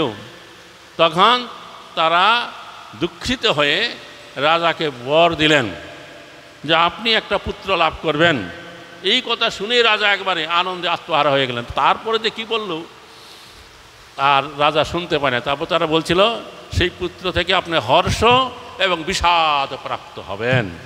হর্ষ মানে আনন্দ, বিষাদ মানে দুঃখ প্রাপ্ত হবেন। এই যে হর্ষ বিষাদ প্রাপ্ত হবে এই কথাটা রাজা চিত্রকেতু আর শুনতে পাই নাই। তখন হরে কৃষ্ণ, তখন কি হলো, যথাসময়ে সে চিত্রকেতু রাজার প্রথম পত্নী তার একটা পুত্র সন্তানের জন্ম হলো। আর পুত্র জন্ম হলে রাজা আনন্দে আত্মহারা, রাজ্যময় আনন্দ চলছে, প্রজারা আনন্দ করছে। তখন কি হলো, সেই রাজা দীর্ঘদিন পুত্রহীন থেকে পুত্রপ্রাপ্ত হয়েছেন। রাজকার্যাদি ইত্যাদি করে তিনি সরাসরি সে বড় রানীর ঘরে চলে যান, পুত্রকে লালন পালন করেন, কোলে নেন, চুমা খান, এরকম করে দিন যায়। তখন কি হলো, ওই রাজার যে আরও অন্যান্য রানী ছিল তারা দুঃখিত হতে লাগলো। আমাদের এই বৈদিক বিধান অনুসারে কোনো পুরুষ মানুষ একাধিক পত্নী গ্রহণ করতে পারেন, কিন্তু নিয়ম হচ্ছে কি যে সমস্ত পত্নীকে তিনি সমানভাবে দেখতে হবে। বোঝা গেল? কাউকে বেশি ভালোবাসবে, কেউ কম ভালোবাসবে এরকম নয়। কারোর জন্য যদি কোনো জিনিস আনেন সবার জন্য সমানভাবে জিনিসপত্র আনতে হবে, কাপড় চাপড় যা কিছু আছে। তো রাজা এতদিন সবাইকে সমানভাবে দেখতেন, কারো মনে দুঃখ ছিল না। এখনও তার সেইটা নাই, সমানভাবে দেখছেন। কিন্তু যেহেতু রাজা পুত্রহীন থেকে দীর্ঘদিন পুত্র প্রাপ্ত হলেন, তার সেই পুত্র হচ্ছে বড় রানীর ঘরে। সে সরাসরি রাজকার্য সমাধান করে বড় রানীর ঘরে চলে যান, পুত্রকে লালন পালন করেন, অন্য রানীর দিকে ফিরেও তাকায় না। এতে অন্যান্য রানীরা দুঃখিত হতে লাগলো এবং তারা তখন একত্রে বসে ইষ্টি গুষ্টি করতে লাগলো, আমাদের এই দুঃখের কারণ কি? রাজা আমাদেরকে সমানভাবে দেখতো, এখন খালি বড় রানী আর বড় রানী, আমাদের দিকে আর ফিরেও তাকায় না গো, কি হলো গো? তখন তারা সিদ্ধান্ত করলো আমাদের এই দুঃখের কারণ হচ্ছে কি এই পুত্রটা হওয়ার ফলে রাজা আমাদের দিকে আর ফিরেও তাকায় না, খালি বড় রানীর কাছে চলে যায়। তখন স্ত্রী বুদ্ধি প্রলয়ঙ্করী, স্ত্রী বুদ্ধি আবার ভয়ঙ্করী হয়ে যায় কখনো কখনো। তখন তারা যুক্তি করলো যে আমাদের দুঃখের কারণ যেহেতু এই পুত্রটাকে পৃথিবী থেকে সরাইয়ে দিতে হবে। এইরকম চিন্তা করে তারা একদিন কি করলো, কালকূট বিষ সংগ্রহ করলো। আর যখন রানীও ঘরে নাই, দাসীরাও ঘরে নাই, তখন গিয়ে সেই পুত্রটার মুখে সেই বিষ প্রয়োগ করে দিল। আর যাই কথা, সঙ্গে সঙ্গে পুত্রের দেহটা নীল হয়ে গেল, সে মারা গেল। তার কিছুক্ষণ পরে রানী বলছে, দাসী তুমি আমার পুত্রটাকে নিয়ে আসো, অনেকক্ষণ দেখি না। যেই না ওই দাসী ঘরে গেছে, পুত্রের গায়ে দেখছে সারা গা নীল হয়ে গেছে, তৎক্ষণাৎ চিৎকার করে উঠছে যে ছেলে কি হলো রাজকুমারের। তখন রানী এলো, এসে কান্না করছে। রাজা এসে এমন করে কান্না করছে, সমস্ত প্রজা মন্ত্রী এবং যে সমস্ত রানীরা বিষ প্রয়োগ করছিল ওরা এসে নকল কান্না করতে শুরু করলো। তখন রাজা এমন বিহব্বল হয়ে পড়লেন, পুত্র লাভের যে আনন্দ হয়েছিল তত বেকা 1000 গুণ বেশি দুঃখ বিষাদ তার এসে গেল। তখন কি হলো, সেই যে নারদ মুনি এবং যেই মুনি অন্য আরেকজন রাজাকে বর দিয়ে গেছিলেন, তারা তখন চলে এলেন। তারা এসে রাজাকে অনেক বুঝালেন যে রাজা, এই জগতে কেউ কারো পিতাও নয়, কেউ কারো পুত্রও নয়, মায়ার বসে আমরা তা মনে করি, আপনি দেখবেন ব্যাপারটা। তখন সেই নারদ মুনি কী করলেন, সেই যে মৃত পুত্রের পক্ষে একটু স্থাপন মেরে বললেন, হে বালক, কেন তুমি তোমার পিতামাতাকে ছেড়ে অন্যত্র চলে যাচ্ছ? তৎক্ষণাৎ সেই যে পুত্র, তার দেহে প্রাণের সঞ্চার হলো। সে তখন বলল, হে মুনিবর, দেখুন আমি আগে এরকম বহু পিতামাতা প্রাপ্ত হয়েছি এবং তাদেরকে ছেড়ে আমি চলে আসছি। এখন এইখানে আমার যতদিন এখানে থাকার বরাদ্দ ছিল আমি থাকলাম, এখন আমি আবার চললাম অন্য কোনো পিতামাতার আশ্রয়। এই বলে সে আবার ঢলে পড়ে গেল। তখন মুনিবর তাকে বললেন, দেখুন রাজা, আমাদের এই যে শ্রীবাস ঠাকুরের পুত্র লীলায় মহাপুরুষ যে লীলা করছেন একই ব্যাপার। তখন কি হলো যে দেখুন রাজা, এই যে জাগতিক ক্লেশ দুঃখ এটা আসবে, সবার মনে কোনো না কোনোভাবে দুঃখ আছে। এই জাগতিক দুঃখ থেকে রেহাই পাওয়ার একমাত্র উপায় হচ্ছে কি, আপনি যদি ভগবানের আরাধনা করবেন তাইলে একমাত্র এই জাগতিক ক্লেশ থেকে আপনি মুক্ত হতে পারবেন। যতদিন পর্যন্ত আমাদের এই জগতে আমরা থাকবো, দেহ আছে, ততদিন আমাদের নিরন্তর কোনো না কোনোভাবে দুঃখ আমাদের নিরন্তর পেতেই হবে। এই দুঃখের হইতে রেহাই পাওয়ার উপায় হচ্ছে ভগবানের আরাধনা করা, শ্রীহরি কৃষ্ণের নাম করা। তা যদি করবেন, ভগবত ভজন করবেন, তাহলে আপনার কোনো দুঃখ একসময় আর থাকবে না। তখন সে চিত্রকেতু রাজা বললেন যে ঠিক আছে, আমি এখন থেকে হরিনাম হরিভজন করব, আপনি আমাকে কি করলে হরিনাম হরিভজন করতে হবে তা আপনি শিক্ষা দেন। তার পুত্রের সংস্কার কার্য আদি করলেন। তখন নারদ মুনি তাকে কৃষ্ণ মন্ত্র প্রদান করলেন এবং হরিনাম হরিভজন করার উপদেশ দিলেন। তখন থেকে রাজা কৃষ্ণনাম কৃষ্ণ ভজন করতে লাগলেন, সমস্ত দুঃখ পরিহার করে। তখন কি হলো, তিনি একজন মহান ভক্তে পরিণত হয়ে গেলেন। আগে ছিলেন রাজা, এখন একেবারে রাজর্ষি হয়ে গেলেন, রাজ ঋষি। তখন ভগবত ইচ্ছাক্রমে তিনি একটা দিব্য বিমান প্রাপ্ত হয়ে গেলেন। ওই বিমানটায় উঠে তিনি যেখানে খুশি সেখানে, বিমান তো এখানে রথ লেখছে, চলে যেতে পারতেন, বোঝা গেল। তা সেই বিমানটা কিন্তু এই জাগতিক বিমান নয়, এই যে ওখানে কোনো ড্রাইভার নাই বা কোনো ফুয়েল, তেল, মোবিল বা পেট্রোলের দরকার হয় না, এমন একটা বিমান প্রাপ্ত হয়ে গেলেন। সেই বিমানে উঠে বসে তিনি যা চিন্তা করতেন, কোথায় তিনি যাবেন, সঙ্গে সঙ্গে সেই বিমান তাকে সেখানে নিয়ে যাবে। এইরকমভাবে চিত্রকেতু রাজা ভ্রমণ করছিলেন। এক সময় তিনি জানতে পারলেন যে কৈলাসে শিব ঠাকুর তিনি কী করছেন, মহর্ষি অনেক সাধু সন্ন্যাসীর সম্মুখে তিনি বৈরাগ্য ধর্মের কথা বলছেন। এটা শুনবার লোভ হলো, তৎক্ষণাৎ তিনি বিমানে উঠে কি করলেন, সে কৈলাসে চলে গেলেন। সেখানে গিয়ে নেমেই দেখলেন শিব ঠাকুর একটু উচ্চ আসনে বসে আছে, কিন্তু তার পত্নী পার্বতীকে তার উরু রূপে বসানো আছে। আর সেইভাবে তিনি এই বৈরাগ্য ধর্মের কথা শিক্ষা দিচ্ছেন। সেখানে গিয়ে চিত্রকেতু রাজা প্রণাম করলেন। প্রণাম করে তিনি একটু হাসলেন, হেসে শিব ঠাকুরের উদ্দেশ্যে বললেন। তো বলা হয়েছে, কোনো মহাজনরা বলেছেন এই চিত্রকেতু রাজা এমন মহান ভক্তে পরিণত হলেন যে শিবের সমপর্যায়ে ভক্ত হয়ে গেলেন। তখন তিনি হেসে বলছিলেন, এই কি ব্যাপারটা কি হলো, যে স্বয়ং মহাজন শিব ঠাকুর আপনি আপনার পত্নীকে উরুর উপর বসাই এই মহর্ষিদের সভায় এই বৈরাগ্য ধর্মের কথা বলছেন। আপনি যদি এরকম আচরণ করেন, সাধারণ মানুষেরা কি আচরণ করবে? এইরকম কথা যখন বললেন, তো শিব ঠাকুর এই চিত্রকেতু রাজার মহিমা ভালো করে জানতেন। তিনি কোনো কিছু মনে করলেন না, কিন্তু তার উরুর উপরে বসানো ঠাকুর যে পার্বতী পত্নী, সেইটা ভালোভাবে গ্রহণ করতে পারল না। সে তো ভীষণ দুঃখিত, রাগান্বিত হয়ে গেলেন এবং চিত্রকেতু রাজাকে একটা অভিশাপ দিয়ে দিলেন যে তুমি একটা ভয়ঙ্কর একটা অসুর হয়ে জন্মগ্রহণ করো। তখন এই চিত্রকেতু রাজা হাত জোর করে প্রণাম করে বলেন, হে মাতা, যে আমি যেই কোলে আমার জন্ম হোক না কেন, অসুর হই, পশু পক্ষী কীট পতঙ্গ যাই হোক না কেন, পরমেশ্বর ভগবানের প্রতি যেন আমার মতি থাকে, এই বরটুকু আপনি আমাকে দেন। বোঝা গেল, যে কোনো দেহ আমি পাই তাতে কোনো দুঃখ নাই, কিন্তু ভগবান গোবিন্দের প্রতি যেন আমার মতি থাকে, এই বলে প্রণাম করে সে চলে গেল।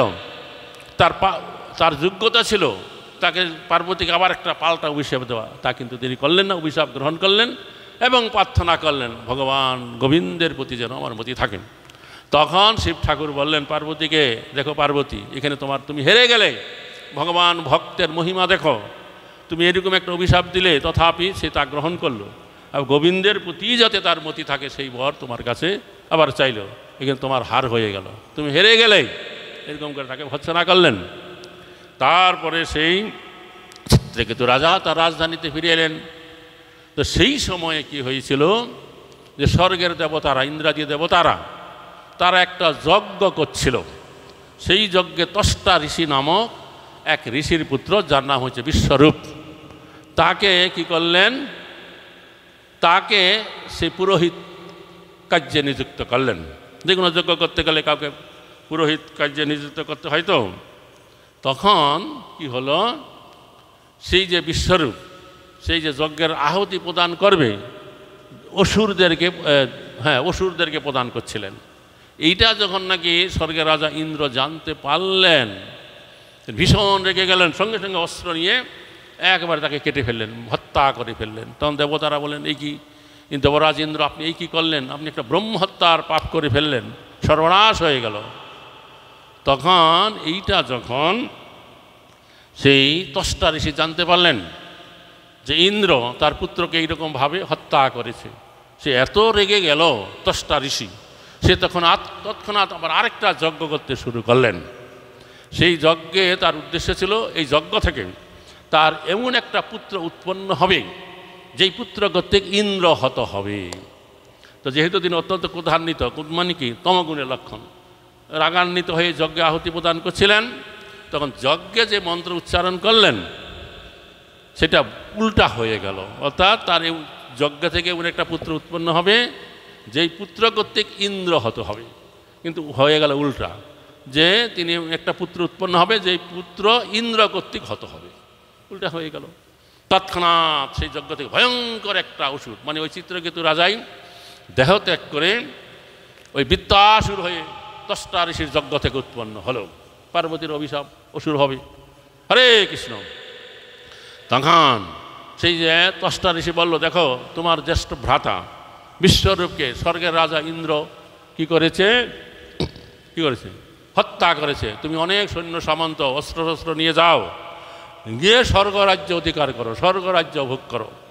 তখন বৃত্তাসুর প্রবল বিক্রমে সেই সৈন্য সামন্ত অসুরগণকে নিয়ে সেই স্বর্গরাজ্য আক্রমণ করল। ইন্দ্রাদি দেবতারা এমন ভয়ঙ্কর অসুর বৃত্তাসুর, তার সম্মুখে তারা টিকতে পারছিল না। তারা তখন এদিক ওদিকে ভাগতে লাগলো। তো ব্যাপার হয়েছে, আমাদের এই পুরাণে ভাগবতমে বা অন্য কোথায়ও একটা আলোচনা হয়েছিল। একবার বহু মুনি ঋষিরা একত্রে মিলিত হয়ে তারা বিচার করছিলেন ভাগবতম শাস্ত্র কাকে বলে, ভাগবতম কাকে বলে, আমরা কি করে বুঝবো কোন পুরাণটা ভাগবত পুরাণ। তখন সেখানে সিদ্ধান্ত হলো যেই পুরাণে এই বৃত্তাসুর বধাদি লীলা বর্ণনা করা আছে সেটাই হচ্ছে ভাগবতম। অনেকে ভাবতে পারে যে ভাগবতম এত কাহিনী আছে, তো বৃত্তাসুর বধ লীলাটা কেন এত গুরুত্বপূর্ণ সেটা আমরা পরে আসছি। কেন তখন দেবতারা কি করল, স্বর্গরাজ্য আর টিকতে পারছে না, তারা এদিক ওদিক চলে গেল এবং ভগবান বিষ্ণুর শরণাপন্ন হলো, ভগবান নারায়ণের শরণাপন্ন হলো। দেখা যায় বহু জায়গায় পুরাণে ভাগবতমে আসে, দেবতারা যখনই বিপদে পড়ে ভগবানের শরণাপন্ন হয়, বিপদ কেটে গেলে তারা ভোগে মত্ত হয়ে যায়। তখন ভগবান বিষ্ণু তাদেরকে উপদেশ দিলেন যে ভারতবর্ষে নৈমিষারণ্য ক্ষেত্র নামক একটা জায়গা আছে, সেখানে দধীচি মুনি নামক একজন মুনি আছে। আপনারা তার কাছে যান, তার অস্থি মানে মেরুদণ্ডটা দিয়ে একটা বজ্র নামক অস্ত্র বানাতে হবে, আর সেই অস্ত্রের দ্বারাই এই বৃত্তাসুর বধ হবে, আর অন্য কোনো অস্ত্রে বৃত্তাসুর বধ হবে না। তখন সেই সমস্ত দেবতারা এই পৃথিবীর লোকে এলেন এবং নৈমিষারণ্য ক্ষেত্রে গিয়ে সেই দধীচি মুনির সাক্ষাৎ পেলেন। তার কাছে সমস্ত ঘটনা খুলে বললেন যে আপনি দেহত্যাগ করুন, তারপরে এই আপনার এই অস্থিটা আমাদের দান করুন, তার দ্বারা আমরা একটা বজ্র অস্ত্র নির্মাণ করব, সেই অস্ত্রের দ্বারা বৃত্তাসুর বধ হবে, আমাদের অনেক কাজ হবে। দধীচি মুনি এক নিমিষের মধ্যে রাজি হয়ে গেলেন, বলে ঠিক আছে, ভালো কথা, আমার এই দেহতে একদিন পরিত্যাগ করতেই হবে। এই দেহ ত্যাগ করলে যদি আপনাদের কোনো কাজে লাগে আমি নিজেকে ধন্য মনে করব। তবে আমার একটা অভিলাষ আছে। কি অভিলাষ? এই দেহ ত্যাগ করার পূর্বেই আমার সমস্ত তীর্থে দিয়ে আমি একবার করে স্নান করে এখানে আসব, তারপর আমি দেহ ত্যাগ করব। তখন দেবতারা দেখলেন মহাবিপদ, বহু তীর্থ ভ্রমণ করতে যদি স্নান করতে যায় এখানে ফিরে আসতে অনেক দেরি হয়ে যাবে। তখন দেবতারা বলেন আপনাকে কোনো তীর্থে যেতে হবে না, এইখানে আমরা কী করবো, সমস্ত তীর্থগণকে আহ্বান করে এখানে নিয়ে আসবো। এইখানে একবার স্নান করলে আপনার সমস্ত তীর্থে স্নান করা হয়ে যাবে। তখন দেবতারা একটা কুণ্ড নির্মাণ করলেন, যেই কুণ্ডকে বলা হয় দধীচি কুণ্ড। সমস্ত তীর্থগণকে আহ্বান করলেন, সমস্ত তীর্থের জল সেখানে এসে প্রবেশ করলো। এই জন্য সেই তীর্থের নাম হলো মিশ্রিক তীর্থ। এই নৈমিষারণ্যে বাই রোডে যেতে গেলে 13 কিলোমিটার আগে নৈমিষারণ্য থেকে মিশ্রিক তীর্থ পাওয়া যাবে। হরে কৃষ্ণ। তখন দধীচি মুনি সেইখানে স্নান করলেন, স্নান করে যোগ বলে তিনি দেহত্যাগ করলেন। দেবতারা তখন ধন্য ধন্য করতে করতে দধীচি মুনি অস্ত্র নিয়ে বজ্র নামক একটা অস্ত্র তৈরি করলেন। তারপর ইন্দ্র সেই বজ্র অস্ত্র নিয়ে সেই বৃত্তাসুরের সাথে যুদ্ধ করতে গেলেন। তো বৃত্তাসুর আপনারা জানেন সবাই, পূর্ব জীবনে ভগবানের পরম ভক্ত ছিলেন, চিত্রকেতু রাজা। যদিও এই জীবনে অভিশাপের ফলে তিনি একটা অসুরের দেহ প্রাপ্ত হয়েছে, দেহটা তার অসুরের, কিন্তু মনটা হচ্ছে ভগবানের পাদপদ্মে তার আছে। ভগবানের মহান ভক্ত, বাইরে অসুর, ভিতরে ভক্ত। তখন সেই যে ইন্দ্র সে তখন এই বৃত্তাসুরের সাথে যুদ্ধ করতে প্রবৃত্ত হলো। তো এই বজ্রস্ত্র ছাড়তে ইন্দ্র ভয় পাচ্ছিল যে আমি এত অস্ত্র আগে ছেড়েছি, সব ব্যর্থ হয়ে গেছে, যদি এই বজ্র নামক অস্ত্রটা ব্যর্থ হয়ে যায় তাইলে আমার কি গতি হবে। তখন এদিকে বৃত্তাসুর জানতেন এই বজ্র অস্ত্র যতক্ষণ পর্যন্ত না ছাড়বে আমার দেহত্যাগ হবে না, আর দেহত্যাগ না হলে আমি ভগবত ধামে গিয়ে ভগবানের সেবাও করতে পারবো না। এই জন্য বৃত্তাসুর ইন্দ্রকে খেপাচ্ছিল কতক্ষণে সে ওই বজ্র অস্ত্রটা নিক্ষেপ করবে। তবে আমাদের এই যে ভগবত ভক্তিটা যে কীরকম এটা এই বৃত্তাসুর বধলীলায় বর্ণনা করা আছে। তো সে বৃত্তাসুর বলছিল ইন্দ্রকে খেপাবার জন্য যে এই ভগবত ভক্তিটা কীরকম সেটা বলছে। যেমন এই যে বৈশাখ জ্যৈষ্ঠ মাসে পাখি ডিম পারে, তারপর পাখির কি হয়, শাবক হয়, বাচ্চা হয়। সে বাচ্চা খুব ওদের খিদে পায়, ও মায়েরা যত তাড়াতাড়ি গিয়ে ওদের জন্য খাবার নিয়ে আসে, এসে ওদের মুখে খাবার দেয়। যত তাড়াতাড়ি খাবার পায় ওরা তাড়াতাড়ি বেড়ে উঠবে। এই জন্য ওরা অধীর অপেক্ষা করে কখন মা আসবে, এনে আমাদেরকে খাবার দিবে। সময় ঠোঁট দুটো হা করে খালি এদিকে ওদিকে তাকায়। যেই মা আসে খাবার দেয় আবার চলে যায়, আবার ওরা মায়ের দিকে তাকায় খালি কতক্ষণে মা আসবে। তবে এই যে আগ্রহটা মাকে দেখবার জন্য, এটা কি ভক্তি? বলছে না, এটা না, এটা হতে পারে না, কারণ এতে নিজের স্বসুখ বাসনা আছে। ভক্তিটা এরকম হবে না, ভক্তিটা হবে ভগবানের সুখের চিন্তা করা। তার দ্বিতীয় চিন্তাটা করলেন কি, যে রজ্জুবদ্ধ গোবৎস গৃহস্থরা যখন গাভী পোষে, গাভী যখন বাচ্চা দেন, বাচ্চাটাকে কী করে একটুখানি কয়েকদিন পরেই দড়ি দিয়া রজ্জু দ্বারা বদ্ধ করে রাখেন, আর গাভীটাকে আলাদা জায়গায় নিয়ে ঘাস টাস খেতে দেন। আর এই গোবৎস তখন চিন্তা করে কখন কেউ আসবে তার কাছে, সে তার রজ্জুটা খুলে দেবে, আমি তাড়াতাড়ি দৌড়ে গিয়ে মায়ের কাছে গিয়ে বাক্তি দুগ্ধ পান করব। পক্ষী শাবকের কাছে পক্ষী আসতো, কিন্তু এইখানে গোবৎস কী করে, ওর মা ওর কাছে আসে না, ও বন্ধন মুক্ত হলেই মায়ের কাছে গিয়ে তাড়াতাড়ি দুধ পান করতে হবে। এটা কি হবে? বলছে এইটাও হবে না, এটা তোর স্বসুখ বাসনা আছে। তারপরে উদাহরণ দিলেন কি, যদি কোনো সতী সাধ্বী স্ত্রী লোকের স্বামী বিদেশে থাকে, তো সে তখন কি করেন, সবসময় তার পতির কথা চিন্তা করেন, এবং যদিও বাহ্যিক দিক থেকে তার গৃহস্থ ধর্মের যত কিছু কাজকর্ম, রান্না বান্না, থালা বাসা মাজা, বাড়িঘর পরিষ্কার করা সব কিছু করে, কিন্তু মনে মনে তার পতির কথা চিন্তা করে। পতি বিদেশে তাকে কখন পতি আসবে, তাকে দেখবেন, তার সেবা করবেন। বলছে এই যে ভাবটা, এটা হতে পারে, এটা ভগবত ভক্তি হতে পারে। ভগবানের ভক্ত মানে শুধু নাম করবে তা নয়, ভগবানের জন্য সে কী করবে, সেবা করবে। সেই যে সতীসাধ্বী নারী যখন একদিন সত্যই দীর্ঘকাল অপেক্ষা করবার পরে তার স্বামী যখন ফিরে আসে, তখন তার স্বামীকে দর্শন করে আনন্দ প্রাপ্ত হয়, এবং স্বামীর জন্য যা কিছু দরকার তার সেবা করে, এবং স্বামী খেতে যা ভালোবাসে সেই সমস্ত দ্রব্যাদি রন্ধন করে স্বামীকে খেতে দেয়।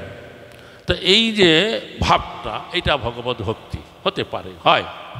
কারণ আমরা ভগবানের নাম করব, সেবা করব, কিন্তু শুধু নাম করব তা নয়, ভগবানের প্রীতিবিধানের জন্য আমাদের সবসময় কোনো না কোনো একটা সেবা আমাদের করতে হবে, কোনো সেবার মাধ্যমে তার সাথে যুক্ত থাকতে হবে। শুধু নাম করব তা নয়, হাতের সেবা, মুখে নাম করতে হবে। এটি হচ্ছে ভগবত ভক্তি। আমাদের প্রভুপাদ গীতার তাৎপর্য বলেছেন যে এই যে কলিযুগ চলছে, এই কলিযুগে আমরা প্রায় সকলেই হচ্ছে অনর্থপ্রীত জীব। তো ভগবানের যত রকমের সেবা আছে তার মধ্যে সর্বশ্রেষ্ঠ হচ্ছে ভগবানের নাম করা। কিন্তু আমরা যেহেতু অনর্থপ্রীত জীব, আমরা নাম করতে পারি না সব সময়। কাউকে যদি বলা হয় তোমাকে কিচ্ছু করতে হবে না, তুমি এখানে বসো, জপমালা নাও, তুমি নাম করতে থাকো, তো দেখা যাবে কিছুক্ষণ নাম করবার পরেই প্রথমে তার হাই উঠবে, তারপরে ঝিমানি আসবে, তারপরে ঘুমিয়ে পড়ে যাবে। এই জন্য আমাদের সাধুগুরু বৈষ্ণব আচার্যরা তারা কি করেছেন, মন্দির করে, আশ্রম করে ভগবানের শ্রীবিগ্রহ সেবার ব্যবস্থা করছেন। এই সেবার অনুকূলে যা কিছু কর্ম, সেটাই হচ্ছে আমাদের ভক্তি। একটা নির্দিষ্ট সময় নির্দিষ্ট সংখ্যক সে হরিনাম করবে, তারপরে বিগ্রহ সেবার অনুকূলে তার রান্না করা, বাসন মাজা, কাঠ সংগ্রহ করে আনা, জল তুলে দেওয়া, এবং তার শাকসবজির উৎপন্ন হবার জন্য যে লাউ কুমড়া চাষ করা, তা পরিচর্যা করা, বাগানে জল দেওয়া, ফুলের মালা গাঁথা, ফুল তোলা, এই সবই হচ্ছে ভগবানের ভজনের অনুকূল ব্যাপার। সবটাই ভগবানের বিধান, শুধু নামটা নয়। নাম করবে এবং এর সঙ্গে এই সমস্ত সেবার মাধ্যমে ভগবানের সাথে যুক্ত হবে, এই সমস্ত সেবা কার্য করবে আর মনে মনে চিন্তা করবে, এই সমস্ত সেবার দ্বারা ভগবানের সেবা হবে, ভক্তরা প্রসাদ পাবে। এইভাবে যুক্ত থাকার কথা আমাদের বৈষ্ণবাচার্যরা বলেছেন। তো এটাকে ভগবদ ভক্তি বলে উল্লেখ করেছেন। হরে কৃষ্ণ। তো যাই হোক, তো এইভাবে সেই বৃত্তাসুর সে অসুরদের সাথে যুদ্ধ করছে। তবে এখানে লক্ষণীয় বিষয় যে ইন্দ্র যুদ্ধ করছে এবং বৃত্তাসুরও যুদ্ধ করছে। তফাৎটা কি? ইন্দ্র যুদ্ধ করছে কেন? বৃত্তাসুর বধ হবে, স্বর্গরাজ্য ফিরে পাবো, আবার আমরা আনন্দ প্রাপ্ত হব, ভোগে মত্ত হব। আর বৃত্তাসুর যুদ্ধ করছে কেন? কারণ আমি পার্বতীর অভিশাপে এই আসরিক দেহ প্রাপ্ত হয়েছি, বজ্র অস্ত্রের দ্বারা যখন আমার দেহ ত্যাগ হবে আমি সরাসরি ভগবত ধামে ফিরে গিয়ে ভগবানের সেবা করব। তো এই মনোভাব নিয়ে বৃত্তাসুর যুদ্ধ করছে। দুইজনের যে মনোভাবটা সম্পূর্ণ আলাদা। তা আমাদের কোন ভাবটা গ্রহণ করা উচিত? আমাদের বৃত্তাসুরের ভাবটাই গ্রহণ করা উচিত, এই কথাই বলা হয়েছে। হরে কৃষ্ণ। নিতাই গৌর সীতানাথ প্রেমানন্দে হরি হরি বল। আর কিছু বলবো? যাই হোক, এখানে তো সপ্তম স্কন্ধ তো আপনারা জানেন, নৃসিংহদেবের কথা এবং প্রহ্লাদ মহারাজের কথা।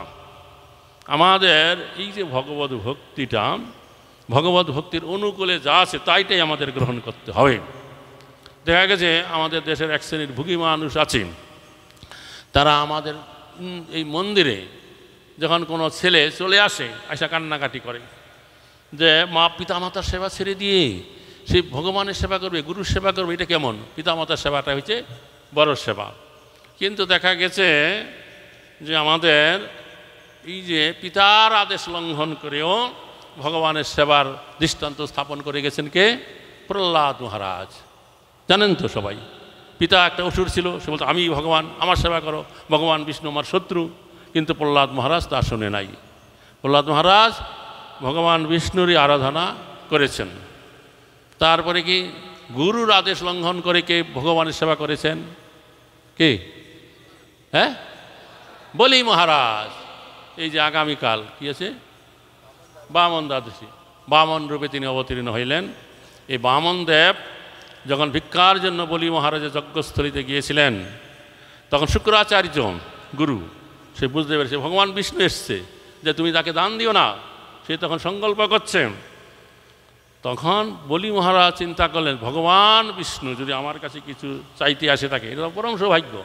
গুরুর আদেশ লঙ্ঘন করেও তিনি বামন দেবের সেবা করলেন, তাকে দান দিলেন। গুরুর আদেশ লঙ্ঘন যদি গুরুদেবও যদি এরকম করা হয়, সে ভগবানের সেবায় বিরোধ করে, তাকেও পরিত্যাগ করতে হয়। আর মায়ের আদেশ লঙ্ঘন করে কে ভগবানের সেবা করেছেন? কে? ভরত মহারাজ। মহারাজ দশরথের দ্বিতীয় পুত্র, রামচন্দ্রের ছোট ভাই ভরত। যেই সময়ে রামচন্দ্র রাজা হবে, সে দুইটা বর ছিল। একবারে 14 বনবৎসর বনবাস, আরেকবারে তার পুত্র ভরত রাজা হবে। ভরত তখন সেখানে ছিলেন না, মামার বাড়িতে ছিলেন। তিনি এসে যখন এই কথা শুনলেন, তিনি খুব দুঃখিত হলেন এবং মাকে তিরস্কার করলেন, এই তুমি কি করেছ? তখন তার জ্যেষ্ঠ ভাই রামচন্দ্রকে ফিরিয়ে আনবার জন্য তিনি সেই চিত্রকূট পর্বতে চলে গেলেন। সেখানে গিয়ে পেলেন, অনেক কান্নাকাটি করলেন যে ফিরে চলো। তখন রামচন্দ্র তাকে বুঝালেন, দেখো আমি এই পিতৃসত্য পালনের জন্য বনে এসেছি, তোমারও পিতৃসত্য পালনের জন্য এই 14 বছর কি করতে হবে? রাজ্য পালন, রাজ্য সামলাতে হবে, এটাই পিতার সেবা হবে। তখন বলে ঠিক আছে, তাহলে আপনার পাদুকা আমাকে দেন। তার পাদুকা নিয়ে এসে সে রাজধানীতে থাকলেও না, কিছুটা দূরে নন্দীগ্রামে কুটির নির্মাণ করে সেখানে পাদুকা স্থাপন করে তার নিচে বসে তিনি রাজ্য পরিচালনা করলেন। মায়ের আদেশ, সে রাজা হলেন না, এটা রাজা হওয়া বলে না। তো যাই হোক, এরকমভাবে মাতৃ আদেশ লঙ্ঘন করেও ভরত মহারাজ ভগবানের সেবার দৃষ্টান্ত স্থাপনা করে গেছেন। আর কি? আচ্ছা, আর গোপীরা, বৃন্দাবনের ব্রজবাসী গোপীরা, তারা সর্বস্ব পরিত্যাগ করে ভগবানের সেবা করেছেন, কারো কথা শোনেন নাই। হরে কৃষ্ণ।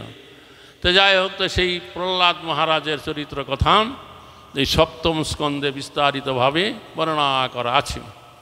হরে কৃষ্ণ কৃষ্ণ কৃষ্ণ হরে হরে, হরে রাম রাম রাম হরে হরে। কৃষ্ণ। ग्रंथराज श्रीमद् भागवत महापुराण की, परम पूजा श्री श्रीमद् गौरांग प्रेम स्वामी गुरु महाराज की।